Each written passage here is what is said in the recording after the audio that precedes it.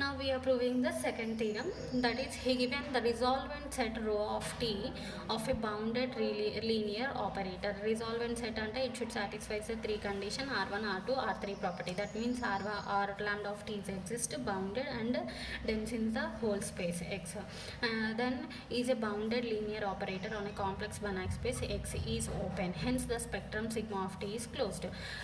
Spectrum value spectrum ante which is denoted by C minus rho of T is called. So ఇవి rho of tea అనేవి open అయ్యింది అంటే sigma of T ఏమవుతుంది, ఇది complement of open set అంటే ఏంది, closed set. అదే prove చేయమంటున్నాడు. సో గివెన్ ఏమని ఇచ్చినాడు already, T is a mapping from X to X is a bounded linear operator where X is a complex Banach space. Okay, then that is T belongs to B of X comma X. T is bounded linear operator అన్నాడు కాబట్టి which can be written as T belongs to B of X comma X and rho of T is a rho of T అంటే ఏంటి, resolvent set. Next case 1, suppose ఇప్పుడు మనం ఏం చూపించాలి, sigma of T అనేది closed చూపించాలి. 2 కేసెస్లో suppose చేసుకున్నాం. సపోజ్ సిగ్మా ఆఫ్ టీ అనేది ఎంటీ ఉంటే ఏమవుతుంది, sigma of T non empty ఉంటే ఏమవుతుంది. Sigma of T is empty, every empty set is open కదా. So by using since every empty set is open, so sigma of T is empty set open అయింది కాబట్టి rho of T ఏమవుతుంది, open అవుతుంది. So rho of T open అంటే spectrum value ఎట్లా denote చేస్తాం, spectrum since by the definition of spectrum value which can be written as sigma of T is equals to C minus rho of T. Complement of open set అంటే ఏంటి, closed. Therefore sigma of T is closed. Now second case, suppose rho of T is non empty. Non empty అంటే రో of టీలో మనకి కొన్ని values exist అయినట్టు, అవునా. Now we have to prove that ఏమని చూపించాలి, rho of T open. Rho of T open అయితే ఇండైరెక్ట్గా సిగ్మా ఆఫ్ టీ క్లోజ్డ్ అవుతుంది, ఎందుకంటే sigma of T is complement of open set. Rho of T open set అయింది.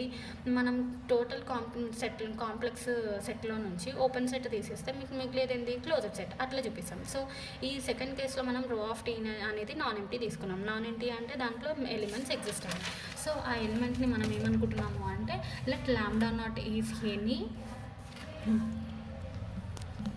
So we are considering for any fixed lambda naught belongs to rho of t and lambda belongs to C. Since x is a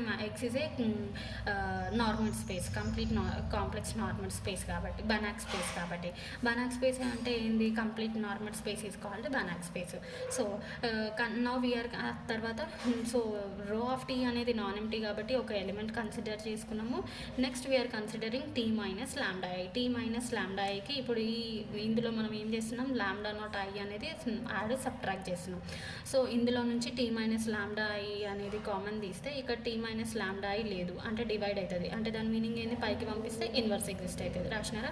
so T minus lambda I తీసేస్తే నీకు మిగిలేదు 1 కదా. 1 can be written as I అని రాసింది. That means identity minus lambda not into, అసలు ఇక్కడ ఈ పార్ట్లో T minus lambda not into I అనే పార్ట్ లేదు. సో డివైడ్ చేస్తే మనకి ఏమవుతుంది, పైకి పంపిస్తే ఇన్వర్స్ అవుతుంది. So inverse రాసినారు.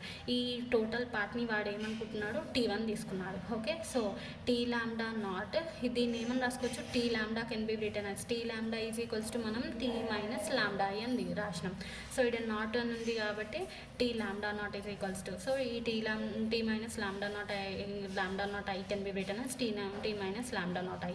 అండ్ ఈ వాల్యూ మొత్తంని T1 అనుకోండి. సో ఐ మైనస్ T1 అని రాసుకున్నాం. ఐ మైనస్ T1 ఏమనుకున్నాం, మళ్ళీ I minus T1 is equals to V అనుకున్నాం. అప్పుడు ఏమైపోతుంది, T lambda is equals to, ఇది టీ లాంబ్డా కదా. So T lambda is equals to T lambda not into దీన్ని మనం వి అనుకున్నాం, వేర్ వి ఈజ్ ఇది. Let it be equation 1.